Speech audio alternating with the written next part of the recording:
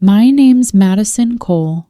I'm 27, a wedding photographer from Charleston, South Carolina. And yes, I cried at my own wedding. The world saw it, all 2.7 million views of it. But what they didn't see was what happened after. I wasn't supposed to be the one behind the lens that day. For once, it was supposed to be my turn. To be loved, celebrated, chosen. I'd spent 5 years capturing other people's happily ever afters. The slow kisses, the trembling vows, the pure messy joy that makes strangers cry behind the camera. So when Ryan Blake proposed, I thought, finally, this is mine. My turn. He wasn't flashy, just steady. The kind of man who always showed up with coffee when I forgot breakfast, who said I love you in the middle of traffic like it was the most natural thing in the world. We met at a photo shoot. He was a client's brother, the quiet type who helped carry my equipment without being asked. We dated 3 years. He was kind, or so I thought. The wedding was perfect on paper. A beachfront ceremony at Isle of Palms, white orchids, golden light, everything straight out of a Pinterest board.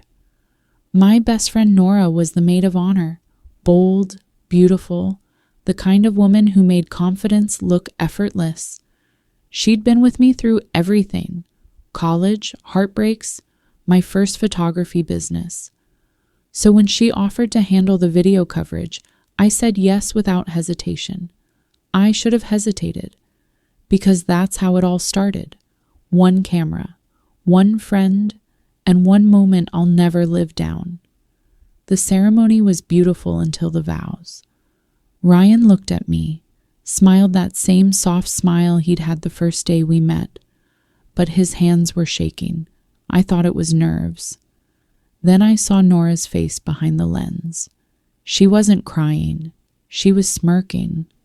And that was the first moment I realized something wasn't right. When I watched the wedding video later, frame by frame, I finally saw what everyone else had seen. Not love, not nerves, but guilt. But on that day, standing in front of everyone I loved, I was blind.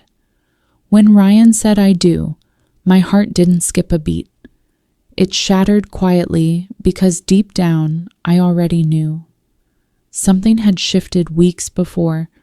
Late replies, secret smiles at his phone, his sudden obsession with working late, but I kept telling myself it was wedding stress.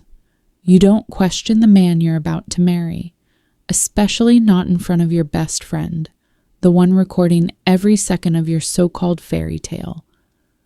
After the ceremony, Nora handed me the camera and said, "You'll want to see this later." Her voice was sweet. Too sweet. I didn't know it then, but that was the knife, wrapped in sugar. The reception was everything I dreamed of, the laughter, the speeches, the flashbulbs of joy. I danced barefoot on the sand, champagne in one hand, my heart in the other. For a few hours I believed my own illusion, then the whispers started. I noticed it first with Ryan's college friends. They huddled together, phones out, smirking. My maid of honor was laughing with them. At one point, I caught her looking at me with pity, not the kind people give when you trip, but when they know you've been betrayed. It didn't make sense then. It would soon. The next morning, I woke up in the honeymoon suite alone.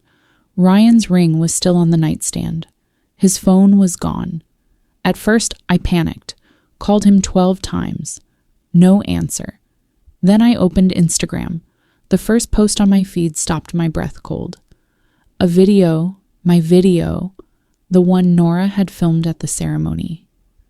Captioned, "When your best friend doesn't realize she's saying I do to a liar." Over 40,000 views. I clicked play with trembling hands. There I was, standing under the floral arch, tears streaming down my face as Ryan said his vows. But then the video cut. A new clip appeared, same day, same beach, same man, but this time Ryan wasn't with me. He was behind the venue, in the parking area, kissing someone. And not just someone, Nora. The video had everything. The timestamp, the angle, the smirk. It wasn't a coincidence. She had filmed it herself. The internet did what it does best. They turned my heartbreak into entertainment. Comment after comment. She really thought he loved her. Plot twist. The maid of honor wins. Girl, you dodged a bullet. I wanted to disappear. I deleted my socials, turned off my phone, stayed inside for days. My studio lost clients. Brides canceled bookings. No one wants a cursed photographer for their big day. Even my landlord started avoiding me, the viral crying bride of Charleston. But in that silence, in that dark, airless space between humiliation and rage, something in me shifted. Because the internet may forget fast, but I don't. While Nora and Ryan played house in my absence, I started watching them, the same way she'd watched me, through screens, through shadows, through patience. I followed their new joint account, at Coastal Love Story Disgusting Name. Every post was carefully curated, matching outfits, coffee dates, sunset kisses, and buried in one of those posts, the one captioned, "Our new home, new beginnings," was the clue I needed. The wall art behind them, a print I recognized, because it wasn't just any wall. It was my old studio wall, the one they'd helped me move out of when I shut down my business after the wedding. They had taken my studio, my business lease, my creative space, everything I'd built from nothing, all transferred to Nora's name. That's when my tears finally dried, because I realized they hadn't just humiliated me, they'd stolen from me, and they thought I'd stay quiet. They forgot I was a photographer, and photographers keep everything. Every raw file, every timestamp, every backup. So while they played influencers, I dug through my archives. Every frame from the wedding, every audio clip from the microphones I'd rented, every file Nora thought she'd deleted. And what I found was bigger than a scandal. It was a crime. Because in one of those recordings, hidden under her laughter, Nora had whispered something to Ryan that would end their entire little love story. A single sentence that changed everything. "You really think she won't find out you forged her signature?" And just like that, the camera turned back on them. It took me 3 nights to listen through every second of the audio from that wedding. Every cheer, every glass clink, every whispered betrayal. When I heard Nora say those words, I froze. "You really think she won't find out you forged her signature?" I replayed it over and over, the sound sharp as a blade each time. Forged her signature. Mine. At first, I thought it was just a figure of speech, something petty or sarcastic. But the longer I listened, the more it made sense. The mortgage, the studio, my business lease. When everything fell apart, I had signed some temporary transfer forms Ryan had brought to protect the business from bad publicity. He said it was for a month, until the online drama cooled down.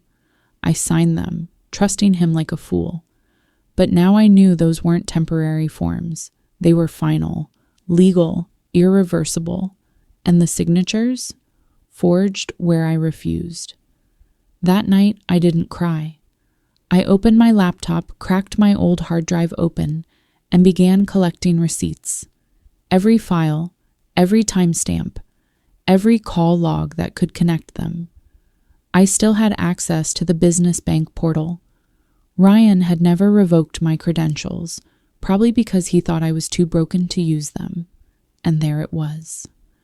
Payment transfers from Nora's account to a company named RH Designs LLC, the same initials as Ryan Hale. Fake invoices, fraudulent vendor payments, a trail of deceit so sloppily done, it looked like they thought karma took vacations. I didn't go to the police, not yet. I went to their soft spot, their public image. The same way they use the internet to humiliate me, I was going to use it to dismantle them, but I wasn't posting just another crying bride story. I was going to make the world see what they truly were, thieves dressed as lovers. I created a new page, at the Real Coastal Story. At first it was subtle. I posted behind-the-scenes clips from the wedding, Nora fixing my veil, Ryan whispering in her ear. Captions vague enough to make people question, wait, were they together back then? Then I posted one frame, the one that changed everything. It showed Nora's hand on Ryan's chest, his wedding ring still glinting, her eyes locked on him like she'd already won. Caption, some vows are made in private. The comments exploded. Within an hour, 10,000 followers. By midnight, 50,000. By sunrise, news blogs were already picking it up. Viral bride exposes cheating groom and maid of honor in real time. Dutch coastal scandal trends nationwide. I didn't stop there. I posted audio next, the whisper, the forged signature, the fraud. You really think she won't find out you forged her signature? Oh, I did. I didn't even need to say names. The world already knew. Their brand deals started crumbling within days. The cafe sponsorship dropped them first, then the wedding dress company, then the real estate brand. It was poetic, watching two liars drown in the same fame they used to destroy me. Ryan tried to reach out. Hundreds of texts, voicemails. The last one still makes me laugh. Isabella, you've made your point. Can we talk like adults? Adults! He wanted to talk after selling my name, my studio, my dignity for followers. Nora went silent online, deleted everything, but screenshots live forever, and I wasn't done yet. I sent every piece of evidence, the fake invoices, the signed documents, the whisper, to the district attorney's office anonymously. Fraud, forgery, misuse of business funds. It took 3 weeks before I saw the headline I'd been waiting for. Local influencers under investigation for financial misconduct. Their photos were plastered everywhere, the same ones they'd once edited to perfection, this time unfiltered. The internet loves a rise, but it lives for a fall, and I didn't need revenge anymore, because I had justice, wrapped in irony, delivered through Wi-Fi. One evening, I stood outside my old studio.